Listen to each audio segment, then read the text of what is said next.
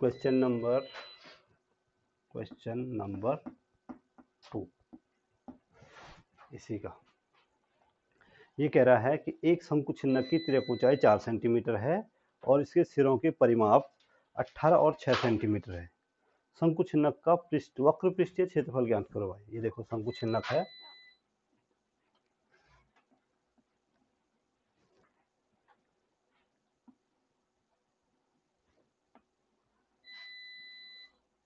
ठीक है।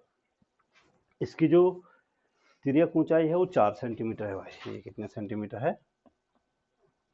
और वक्र पृष्ठीय परिमाप, दोनों सिरों के परिमाप 18 सेंटीमीटर और 6 सेंटीमीटर।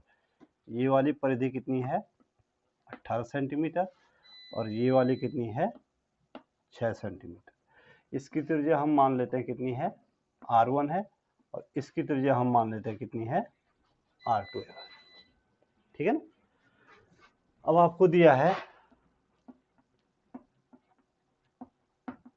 शंकुछिन्नक की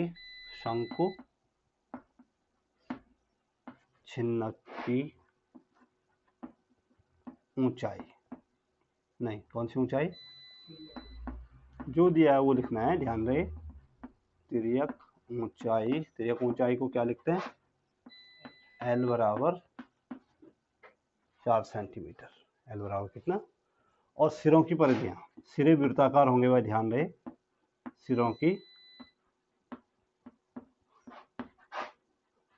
सिरों की परिधियां कितनी दे रखी है? 18 सेंटीमीटर और दूसरे सिरे की कितनी दे रखी है? 6 सेंटीमीटर। परिधियों का मतलब परिमाप होता है भाई, और वृत्त का परिमाप, दोनों सिरे वृत्ताकार होंगे और वृत्त का परिमाप क्या होता है?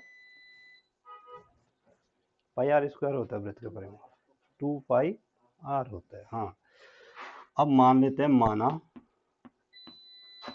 सिरों की परिधियां, सिरों की त्रिज्याएं मान लेते हैं। सिरों की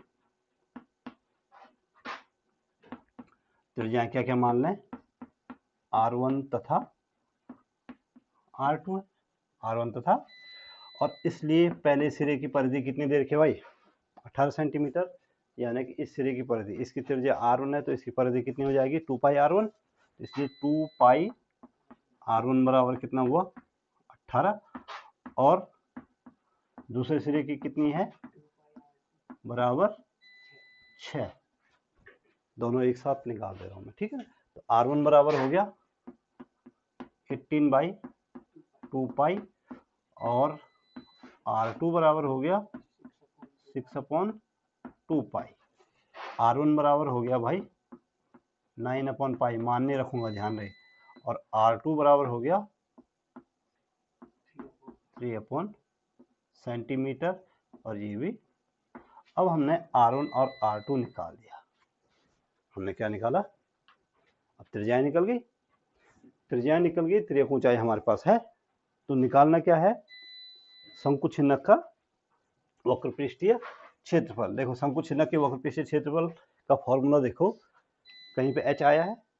नहीं आया, तो h की जरूरत नहीं होगी। इसलिए शंकुछिन्नक का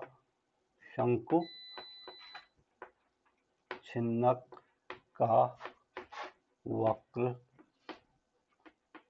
पृष्ठीय क्षेत्रफल, वक्र पृष्ठीय कितना हो जाएगा? कितना बोला हुआ है?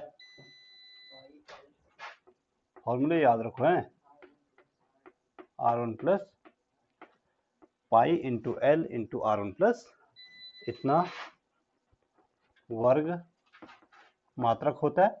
तो ये हो जाएगा, पाई का मान रख लो, पाई को रहने दो ऐसे ही, क्योंकि पाई R1 प्लस R2 में भी पाई आ रही है तो कहीं ना कहीं कटेगा। पाई एल R1 का मान कितना है? नहीं, L का मान तो 4 है, इसका मान है 9/पाई प्लस 3/पाई। पाई इंटू 4 इंटू 1/पाई, इससे क्या आ जाएगा? कॉमन आ जाएगा, यहाँ पे बचा 9 प्लस 3, 9 प्लस, और ये पाई इस पाई से क्या हो गया, इसलिए मैंने वहां पे पाई का मान नहीं रखा था, क्योंकि हमें पता था कि बाद में ये पाई कहीं ना कहीं कैंसिल हो जाएगा। ठीक है, तो अब बच्चा 4 4 इंटू 1 4, 9 प्लस 3 कितना 12, 48 सेंटीमीटर का स्क्वायर, ये तुम्हारा आंसर है नहीं आसान? नहीं है भाई?